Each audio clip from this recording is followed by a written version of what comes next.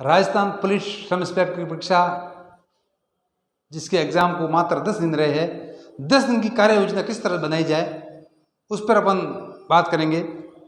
सबसे पहले तो मैं तमाम जो राजस्थान सब इंस्पेक्टर की परीक्षा का जो तैयारी कर रहे तमाम युवा साथियों को मेरा बिल्कुल शुभकामनाएं कि निश्चित रूप से आप सब लोग आपकी मेहनत का परिणाम आपको मिले और निश्चित रूप से आपको चयन का आधार ये मेहनत बने। कहते हैं ना, मेहनत करे मानव इन्हें मेहनत राखे मान बिन मेहनत रिजे नहीं गुरु धनी भगवान। निश्चित रूप से आपने मेहनत की है तो निश्चित रूप से आपको सफलता आपके चरण चूमेगी। विद्यार्थियों, राजस्थान पुलिस सब इंस्पेक्टर जो पेपर है, 2 पेपर है, हिंदी और सामान्य ज्ञान सामान्य विज्ञान। 10 दिन में आप हारी हुई बाजी जीत सकते हो और जीती हुई बाजी भी हार सकते हो। 10 दिन आप तन्मय होकर के पढ़ाई कीजिए, निश्चित रूप से आपको सफलता मिलेगी। आप जिस स्थान पे पढ़ाई कर रहे हो बिल्कुल आपका मन मस्तिष्क विचार बिल्कुल आपको ये होना चाहिए कि मुझे केवल इस परीक्षा में चयन होना है, बाकी कोई विचार नहीं करनी है। आपके दिमाग में हमेशा पॉजिटिव सोच होनी चाहिए कि मुझे सफलता मिलेगी।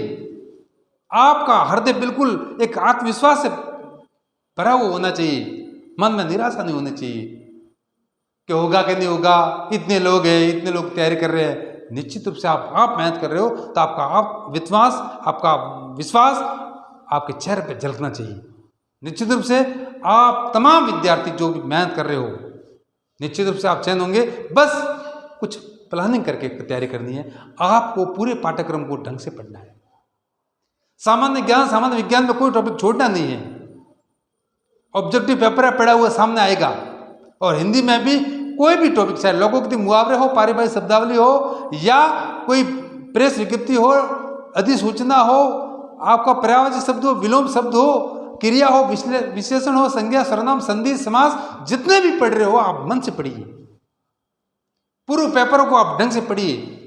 10 दिन में आपको होना चाहिए कि मुझे एक दिन में जो 5 टॉपिक करने, दूसरे दिन में 10, 5, तीसरे दिन में 20 टॉपिकों को 4-5 दिन में डिवाइडेशन कर दीजिए। आपको एक कहने का तात्पर्य आपको रिवीजन का मौका मिलेगा। जितनी बार रिवीजन करोगे कि देखो ऑब्जेक्टिव पेपर और सब्जेक्टिव पेपर में बड़ा अंतर होता है। ऑब्जेक्टिव पेपर में पढ़ा हुआ सामने आ जाता है, सब्जेक्टिव में आपको याद करना पड़ेगा। 1857 की क्रांति में हार के क्या कारण थे तो आपको हार के सभी कारण लिखने पड़ेंगे। लेकिन 1857 क्रांति कब हुई थी तो आपको थोड़ा ध्यान है तो निश्चित रूप से आपको मालूम इस दिन हुई थी। ऑब्जेक्टिव और सब्जेक्टिव में बड़ा अंतर होता है। आप ऑब्जेक्टिव की तैयारी करो, जितना रिवीजन करोगे, जितना अभ्यास करोगे, जितनी बार अपने सिलेबस को निकालोगे, निश्चित रूप से आपको सफलता मिलेगी।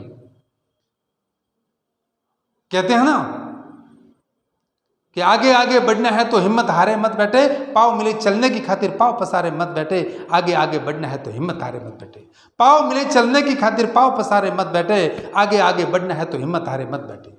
ठहरा पानी चढ़ने लगता बहता निर्मल होता है। आगे आगे बढ़ना है तो हिम्मत हारे मत बैठे। निश्चित रूप से आप सफल होंगे। इस भावना के साथ तैयारी करनी है। अब जिस परीक्षा सेंटर में आप जा रहे हो, जहाँ पे है, आपको 1 घंटा पहले पहुंच करके बिल्कुल परीक्षक ओमार शिफ्ट देता है, उसको ढंग से पढ़ना है। आप जो प्रविष्टियां भर रहे हो, जिस स्थान पर रोल नंबर है उसी स्थान पर आपको रोल नंबर भरने हैं। आपका प्रवेश पत्र में देख करके उसके बाद आपका परीक्षा का डे है या आपका जन्म तारीख जो जो पूछा जाता है वो उसको देख करके भरना है। ऐसा नहीं कि होश पोस में जन्म तारीख की जगह रोल नंबर भर दिया, रोल नंबर की जगह जन्म तारीख भर दी तो आपको बिल्कुल पूरा फिर आप रबर पेंसिल और ब्लेड मांगते रहना। 3 घंटे में आपको हॉस्पिटल बिल्कुल आपको 3 घंटे आपका चयन का आधार निश्चित रूप से चयन होगा। चयन में आपको ये नहीं देखना है कि पास वाला क्या कर रहा है, पीछे वाला क्या कर रहा है। आप विश्वास खुद पे रखना है कि निश्चित मुझे आ रहा है, इसका मतलब मैंने पढ़ा है वो मुझे आ रहा है। पेपर को ढंग से पढ़िए। एक प्रश्न को 2 बार पढ़िए।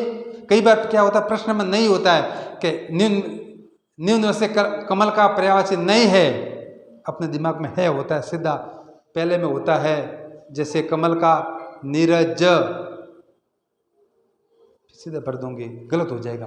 आपको प्रश्न को 2 बार पढ़ना है। क्या पूछ रहा है, छो आता सरल सोता, जल्दबाजी नहीं करनी है, फिर आपको आगे बढ़ना है।